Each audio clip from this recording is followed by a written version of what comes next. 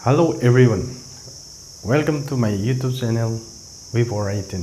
आज पहले की भली भांति आप लोगों के साथ एक विषय लेके आया हूँ और उस विषय का नाम है लिव इनकेसमेंट। मैं पहले आपको बताना चाहूँगी ये लिव इनकेसमेंट क्या है। लिव इनकेसमेंट वो चीज़ है जो आप सर्विस के दौरान में आप अपने जो छुट्टी है उसको बचा के रखता है और जो आपके रिटायरमेंट के टाइम में आपको कुछ उस लिव के बदले में, क्योंकि लिव के बदले में आपको पैसा मिलता है, क्योंकि आपने जो सरकार आपको जो लिव दिया है वो आपने घर में गया नहीं, आप छुट्टी नहीं काटा और सरकार के अतिरिक्त आपने काम किया है। उसके बदले में आपको रिटायरमेंट के टाइम में सरकार आपको उस जितना जो छुट्टी जो आपने बचाया है उसके पैसा आपको देता है, उसको लिव इनकेसमेंट कहते हैं। ये 6 पे कमीशन से पहले लिव इनकेसमेंट सिर्फ रिटायरमेंट के टाइम में दिया जाता था, लेकिन 6 पे कमीशन के बाद ये लिव इनकेसमेंट की 2 कड़ी आ गया। एक तो जैसे मैंने आपको पहले बताया कि लिव इनकेसमेंट रिटायरमेंट के टाइम में मिलता है, लेकिन 6 पे कमीशन के बाद ये आ गया कि लिव इनकेसमेंट सर्विस के दौरान में भी मिलना चाहिए। तो आज मैं आप लोगों को सिर्फ live encasement file on service इसके बारे में बात करूँगा, और लिव इनकेसमेंट जो रिटायरमेंट के टाइम में जो आप मिलेगा उसके विषय में अलग से बाद में आऊँगा। लेकिन मैं आज आपको live encasement file on service सेवा के दौरान में आप लिव इनकेसमेंट कैसे ले सकते हैं, मैं उसके बारे में आपके सामने विचार का अपना थोड़ा कुछ कहूँगा। लिव इनकेसमेंट जो है आप सर्विस के दौरान में आप 60 डेज का लिव इनकेसमेंट ले सकते हैं और एक ही बार में वो 10-10 का ले सकता है, माने आप 6 बार लिव इनकेसमेंट ले सकता है।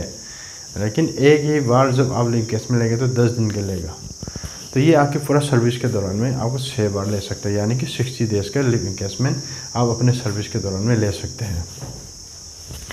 ये जो आपकी लिव इनकेसमेंट है,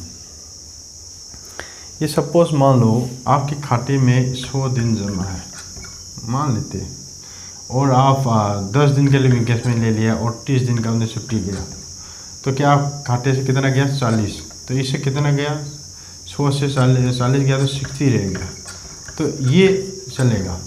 लेकिन आपके खाते में ना अगर 29 दिन भी रह गया तो आपको लिव इनकेसमेंट नहीं मिलेगा।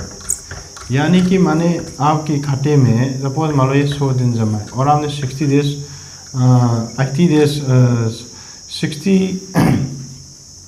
70 डेज छुट्टी ले लिया मान लेते हैं, और आपने लिव इनकेसमेंट ले लिया 10 दिन, तो कितना गया 80, तो यानी आपके 80 गया 100 से 80 गया तो कितना रहेगा 20, तो ये बैलेंस आपके 20 नहीं होना चाहिए।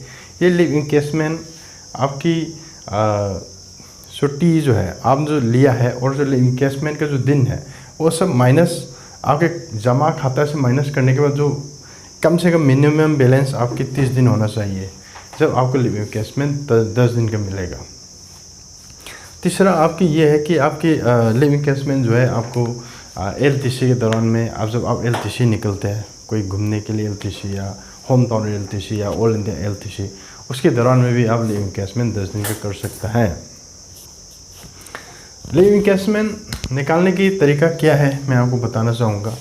मान लो आपकी तनख्वाह, मैं एक लमसम एक उदाहरण में देना चाहूँगा, माने मान लो आपकी तनख्वाह 50,000 है, ठीक है, तो उसमें क्या होगा, ये एक दिन का कितना होगा, एक दिन का लिव इनकेसमेंट 50,000 आपके महीने की तनख्वाह, तो एक दिन का कितना होगा वो जाने के लिए आपको 30 से भाग करना पड़ेगा, तो उसमें एक दिन का हिसाब मिल जाएगा, और इनटू आपकी 10 दिन का लिव इनकेसमेंट लेना है, तो ये आपके जो जितना जो बन जाता है वो आपके लिव इनकेसमेंट के पैसा मिल जाएगा। तो आप कैलकुलेट करके देखिए आप कितना इसके आ रहा है करके, और जो जितना आ रहा है वो आप आपके 10 दिन का लिव इनकेसमेंट मिलेगा। लिव इनकेसमेंट कैलकुलेशन करते समय आपको जानने वाली बात सिर्फ आपकी बेसिक पे और दिए मिला के जो पैसा बनता है उसमें से ये 30 माइनस करेगा, तो हमारा हम मान के चल रहा है, इसमें सपोज मान लो ये 45,000 बेसिक पे है और 5,000 दिए, तो टोटल मान के ये 50,000 है। तो मैं आसान सी काम में एक बताता हूँ, पर ये बेसिक पे है ना, 50,000 नहीं बोलूँगा मैं, 60,000 में बोलूँगा। ये कितना? 60,000।